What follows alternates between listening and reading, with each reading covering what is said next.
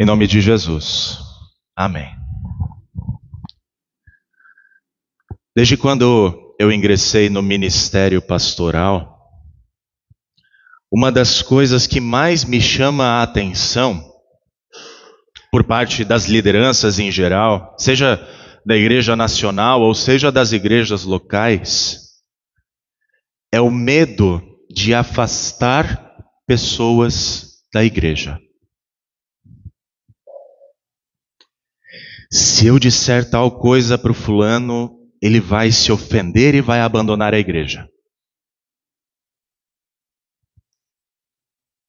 E devido a esse sentimento de medo de afastar pessoas, muitas verdades acabam sendo omitidas. É fato que nós precisamos cuidar da forma como nós falamos a verdade, para que seja sempre dita com parcimônia.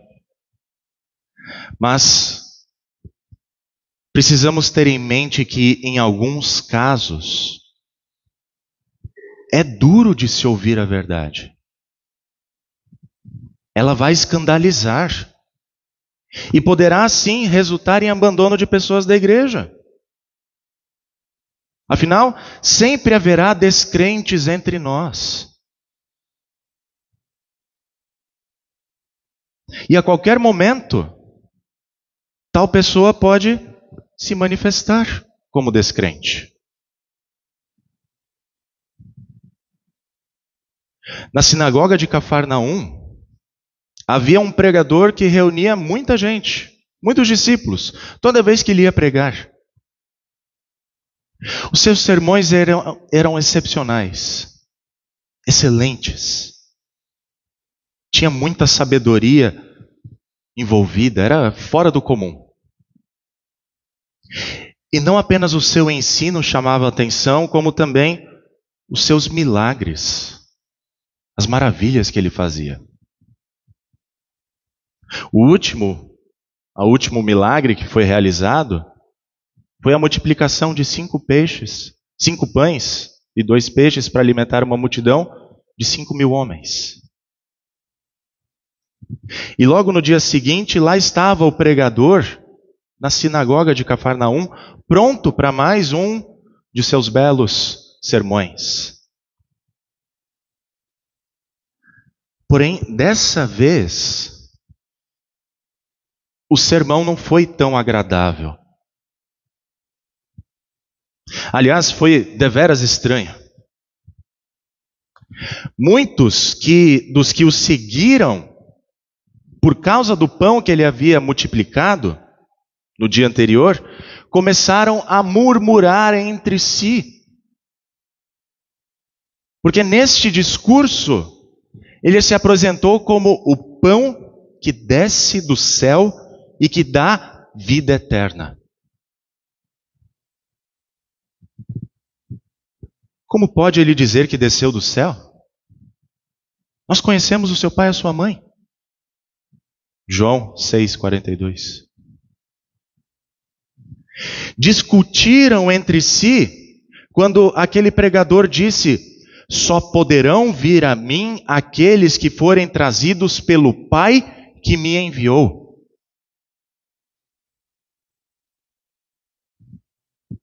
Contudo, o ponto alto da discussão em torno do sermão foi quando Jesus afirmou: eu sou o pão vivo que desceu do céu. Se alguém comer deste pão, viverá eternamente. E o pão que eu darei pela vida do mundo é a minha carne. Versículo 51. Como é que este pode nos dar a sua própria carne para comer? Questionaram os judeus, indignados. Mas o fato é que Jesus não estava incentivando uma espécie de canibalismo para comer a sua própria carne, falar da necessidade de comer a carne e beber o sangue. E aqui também Jesus não estava propriamente falando de Santa Ceia. Comer e beber aqui são termos usados nesse contexto para se referir à fé. Ao crer na pessoa do pregador como um ser divino, que desceu do céu, que foi enviado da parte de Deus, lá do céu para a terra, a fim de por meio dele recebermos e apreendermos os nutrientes da vida eterna, perdão dos pecados, salvação, nova vida espiritual. Comer e beber aqui é o apropriar-se da pessoa, a fim de permanecer nela e ela permanecer em nós, conforme está no versículo 56.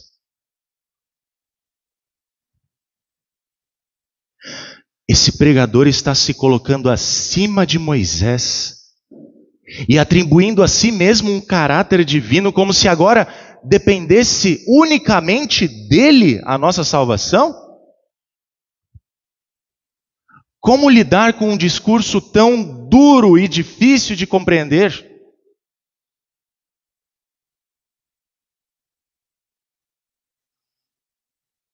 Nessa hora alguém poderia ter chegado em Jesus e lhe dito assim: mestre, é melhor você parar de falar, senão você vai escandalizar muita gente e vai acabar afastando esse povo. Mas não foi isso que aconteceu. Jesus também não pensou nessa possibilidade de parar ou amenizar o seu discurso. Afinal, ele tem consciência de que o mesmo discurso que atrai multidões para si é o mesmo que afasta milhões da salvação eterna por ser loucura. E o que ele fez? Ele continuou pregando, mas agora com mais ênfase. Isso escandaliza vocês? O que acontecerá então se virem o Filho do Homem subir para o lugar onde primeiro estava? Ou seja, no céu, à destra do Pai. O Espírito é que vivifica, a carne para nada aproveita. As palavras que eu lhes tenho falado são Espírito e são vida, mas há descrentes entre vocês. Alguns nesse momento podem estar pensando: poxa, Jesus, precisava ser tão duro com essas pessoas?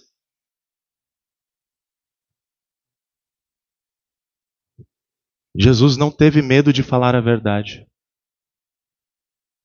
Por mais dura que ela fosse para alguns dos seus ouvintes. E assim, por causa de uma verdade dita por Jesus, de uma hora para outra, aquela multidão que havia clamado antes: dê-nos sempre desse pão, virou as costas para Jesus, sobrando apenas os 12 discípulos que ele havia escolhido. Está vendo? Se Jesus falasse com mais jeito com as pessoas, talvez não tivesse afastado tanta gente. Mas com esse seu discurso pretensioso, com esse seu discurso duro e radical, ele acabou afastando muita gente. Não é isso que nós dizemos a respeito dos pastores que passam pela igreja? Quando por vezes eles usam palavras duras em seus discursos? E não só de pastores, como também de gente da própria igreja. Como se a culpa de muitos se afastarem fosse unicamente de quem fala coisas duras.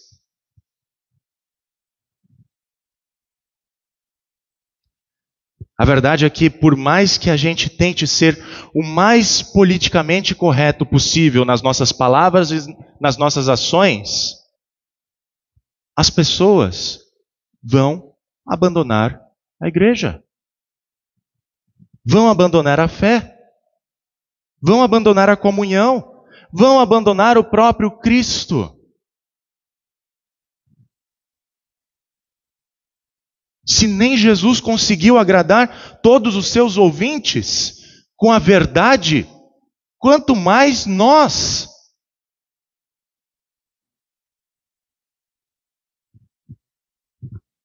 O fato é que os únicos que ficarão conosco são os discípulos de Jesus.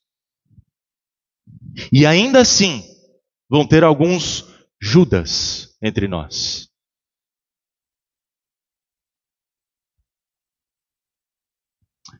A pergunta que eu faço é esta para vocês.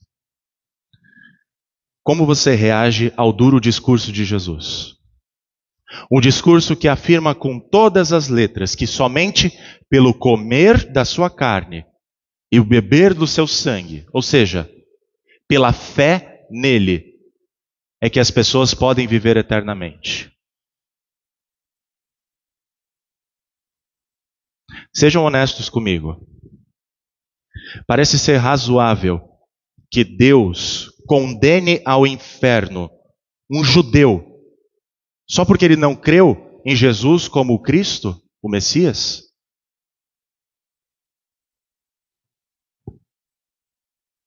Como Deus pode condenar uma pessoa religiosa, de muita fé, só porque ela achou que iria para o céu, por causa das suas muitas boas obras?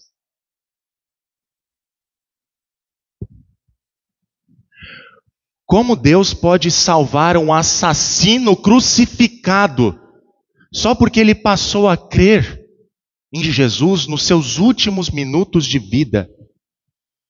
E condenar uma pessoa que foi honesta a vida toda, trabalhou, foi bom pai, foi boa mãe, que nunca fez mal a ninguém, só porque não conhecia e não acreditava em Cristo? Não é duro ouvir esse tipo de discurso? É óbvio que é duro. Ele ofende. Ataca o nosso senso de justiça. É por isso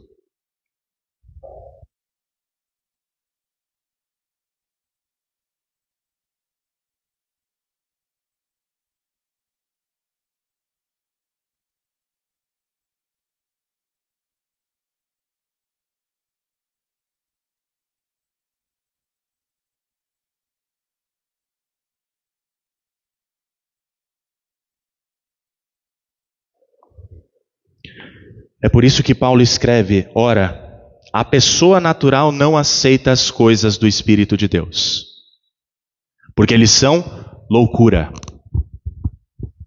E ela não pode entendê-las porque elas se discernem espiritualmente. 1 Coríntios 2,14. Esse tipo de pregação escandaliza você?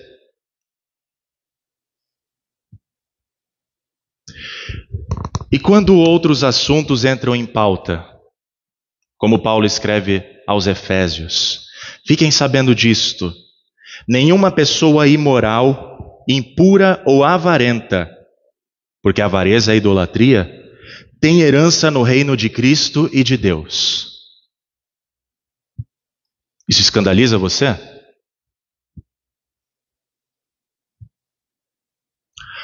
Hoje, infelizmente, nós não podemos mais dizer certas coisas, certas verdades, por causa do medo de ofender as pessoas, de ser acusado de intolerante, de fanático, preconceituoso.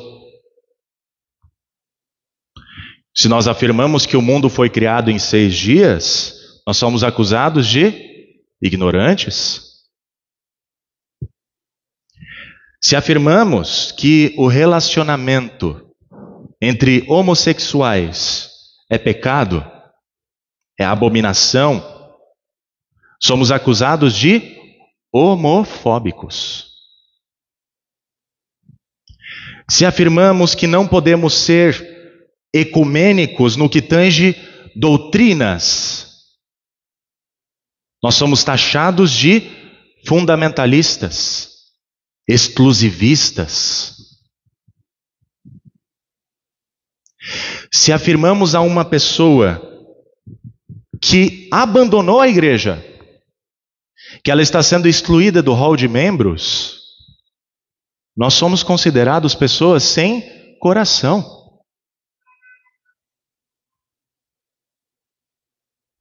Será que, a exemplo da multidão, você se escandaliza com isso e também quer se retirar?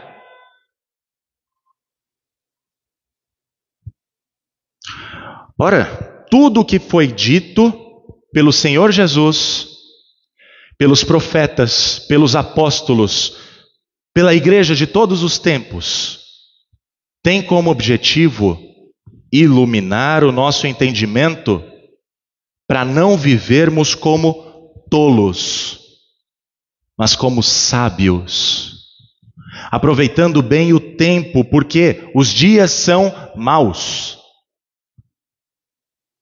Por essa razão, diz Paulo aos Efésios, não sejamos insensatos, mas procuremos compreender qual é a vontade do Senhor.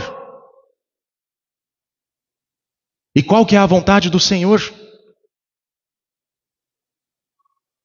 Ela está expressa: que todos comam da sua carne e bebam do seu sangue.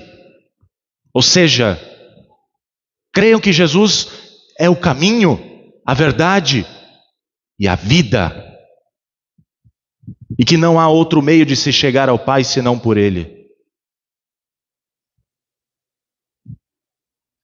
Imaginem o quanto deve ter doído o coração de Jesus ao observar esse desprezo pela sua palavra, pela sua pregação, por parte daquele povo judeu, sendo que tudo o que ele disse foi para salvá-los da eterna condenação. A mesma coisa acontece hoje.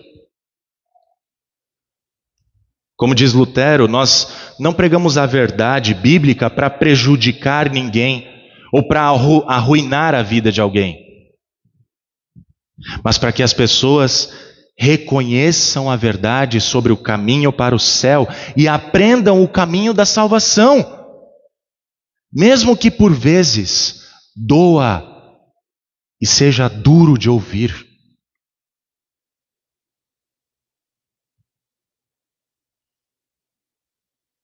Jesus perguntou aos seus discípulos: será que vocês também querem se retirar? E Pedro respondeu o quê? Para quem iremos? O Senhor tem as palavras da vida eterna. E nós temos crido e conhecido que o Senhor é o Santo de Deus. Que bela confissão! Por mais duras que fossem as palavras de Jesus, aqueles 12 que foram escolhidos por Ele não queriam deixá-lo, porque confiavam nele, confiavam que Ele era o enviado do Pai. Mais tarde nós vemos o mesmo Pedro reafirmando a sua fé diante do sinédrio dos judeus.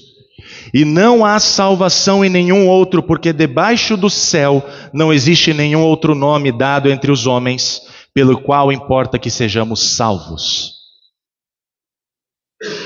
E quando os judeus disseram para que ele silenciasse, ele falou o quê?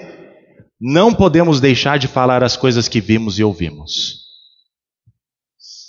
mesmo que isso lhe custasse a vida terrena. Afinal, eles já tinham a vida eterna pelo comer e beber da carne e do sangue de Cristo. Ou seja, pela fé no Cristo Jesus.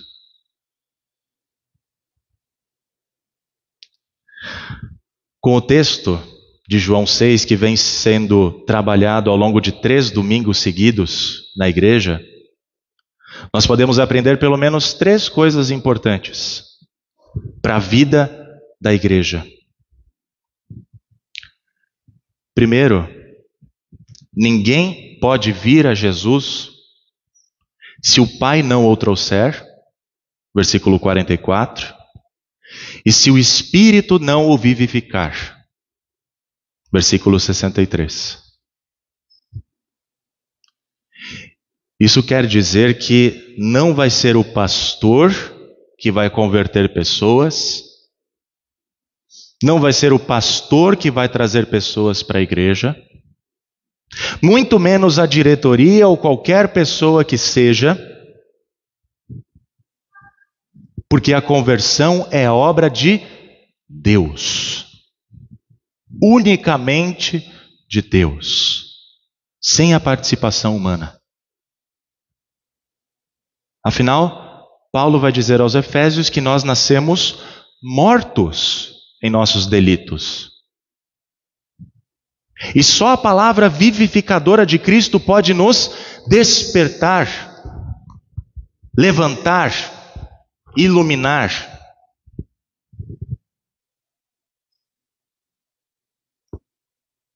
Segundo,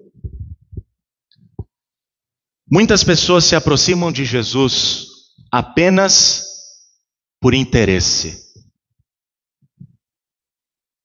Queremos pão, queremos curas, milagres, queremos dinheiro, queremos prosperidade. E quando as suas expectativas não são alcançadas, o que acontece? Abandonam Jesus.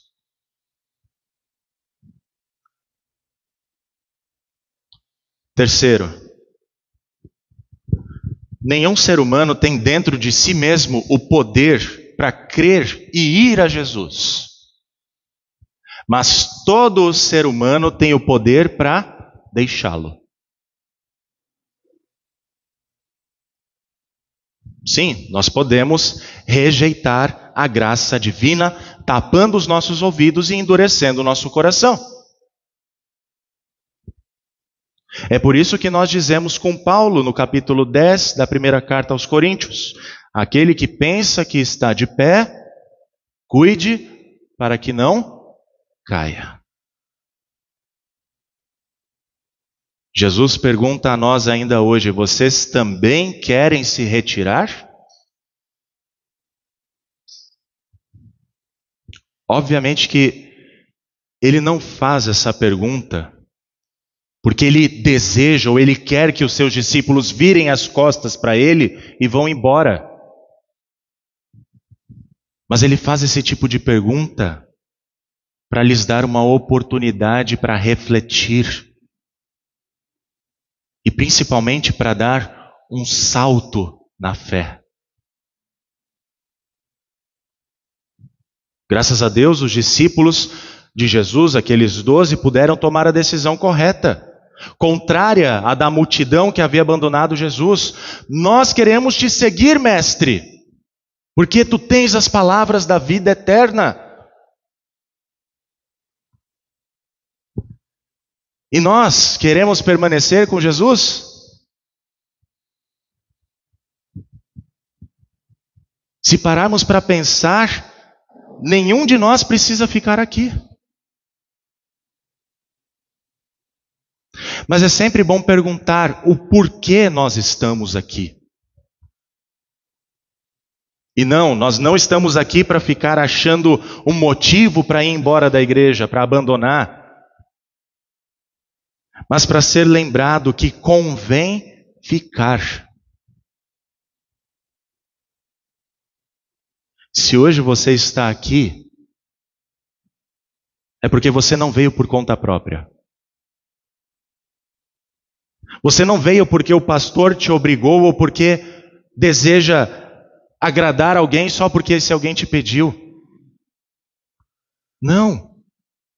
Você foi misericordiosamente trazido pelo Espírito Santo para se encontrar com Jesus, o teu Senhor, onde Ele prometeu que estaria. Você veio para ser lembrado do seu batismo. Você veio para ter o perdão dos teus pecados e de todos eles. Você veio para ser lembrado que você foi unido a Cristo Jesus pela fé, para ter a vida eterna. Você veio porque vive nele e ele vive em você. E você se alimenta dele pela palavra e pela Santa Ceia. E é assim que você come do pão e bebe do sangue de Cristo. É assim que você se alimenta do pão que desce do céu. Até o dia em que comerá do pão eterno, lá no banquete celestial.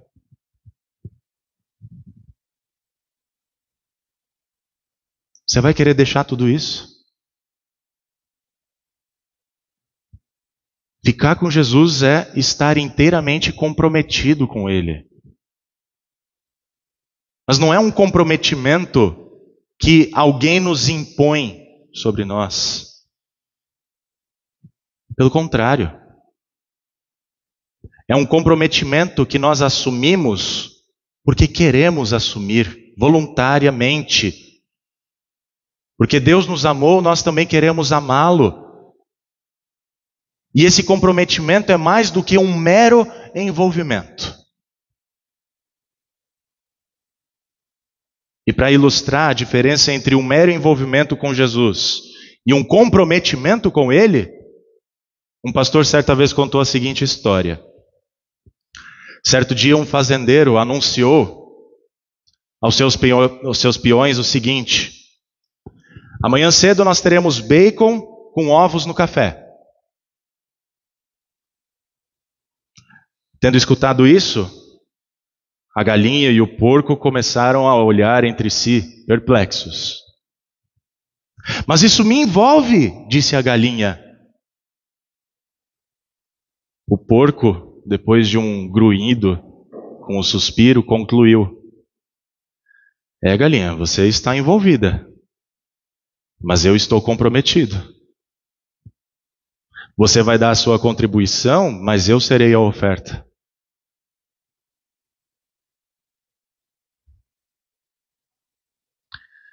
Amado, ser cristão requer comprometimento, requer sacrifício pessoal. Muitas vezes nós precisamos sacrificar a nossa má vontade, a nossa inclinação carnal, a nossa preguiça espiritual, a nossa razão egoísta e materialista. Nós não devemos buscar Jesus apenas para coisas materiais, ou só na hora do aperto, quando nos convém. Quantos são os que até gostam de Jesus, mas quando Ele nos chama para agir, para crer, para comer e beber, para ter compromisso com Ele, com o seu reino, para se envolver na prática da fé, nós viramos as costas e saímos pela porta dos fundos. Foi isso que muitos fizeram. O abandonaram. Porque acharam muito difícil suportar o que ele ensinava. Não queriam compromisso com Jesus. E entre nós é diferente hoje? Infelizmente não. Nós vemos irmãos não apenas abandonando a igreja, mas abandonando Jesus. Vão deixando o corpo de Cristo, vão deixando a igreja, vão deixando a fé aos poucos. Faltam num culto, 2, 3, passam um mês, 2, 3. Passa um ano, 2, 3. E assim parece que cada vez mais obstáculos são colocados no caminho entre a casa e a igreja.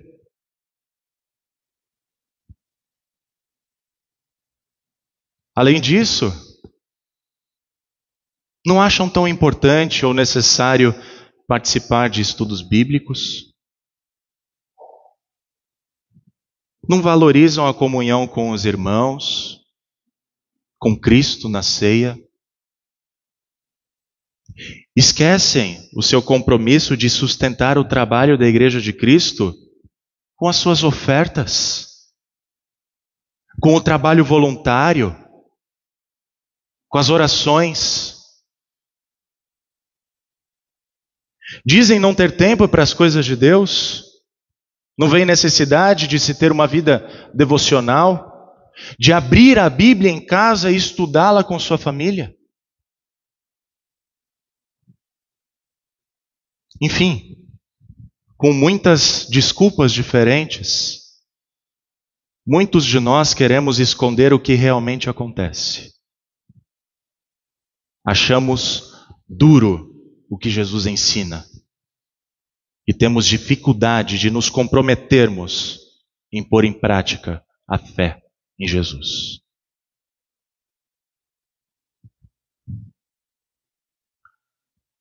Amados, a chance de nós virarmos as costas para Jesus é muito grande, se nós não cuidarmos das distrações e das tentações que aparecem.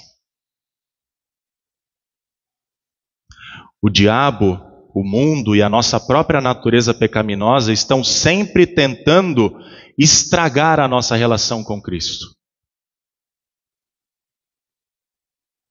Porém, se é para ficar com Cristo, que seja de forma plena, completa, não em partes ou de qualquer jeito. Não podemos deixar de conhecer cada vez mais este Deus que é por nós. Não podemos deixar de lado a Bíblia e o estudo da palavra. Não podemos abandonar a nossa congregação, como é costume de alguns, desde a época da carta aos Hebreus. Pelo contrário, nos aproximemos do altar com alegria, para estar com Cristo e receber o seu verdadeiro corpo, verdadeiro sangue, onde Ele prometeu que estaria na Santa Ceia. E é exatamente pela palavra lida, pregada, ouvida, pela Santa Ceia que nós devemos ser motivados à fidelidade, ao comprometimento com Jesus. Porque por meio desses meios da graça nós somos lembrados do fato de que ninguém se comprometeu tanto com a nossa salvação quanto o próprio Jesus. Ninguém fez mais sacrifícios. Ninguém foi mais oferta do que o próprio Jesus, oferecendo a sua própria carne na cruz pelos pecados da humanidade. E por ser o Filho do homem, verdadeiro Deus, verdadeiro homem, era o único que poderia realizar a obra da salvação para nos livrar da ira de Deus que está sobre os filhos da desobediência. Hoje, ressurreto nos céus, Jesus quer descer e habitar em cada um de nós. Ele quer que toda a nossa vida, toda a nossa confiança estejam unicamente nele. E isto para que nós possamos dizer junto com o apóstolo Paulo: já não sou eu quem vivo, mas Cristo vive em mim. E se Cristo vive em mim, eu posso ter a certeza de que a promessa dele é para mim. Quem come deste pão viverá eternamente. Por isso Jesus incentiva: ser fiel até a morte, e dar-te-ei a coroa da vida.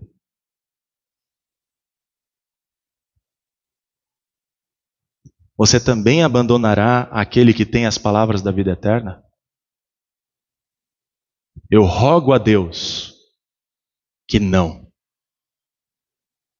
mas que fique e creia em Jesus. Não desperdice o pão que sacia a sua fome de viver. Coma o seu corpo, beba o seu sangue, comprometa-se em ser um fiel discípulo do seu Senhor. Não andando nas trevas do pecado, mas na luz, como convém a santos. E assim vivam eternamente com Jesus. Que a paz de Deus, que excede todo entendimento, guarde o nosso coração e a nossa mente em Cristo Jesus para a vida eterna. Amém.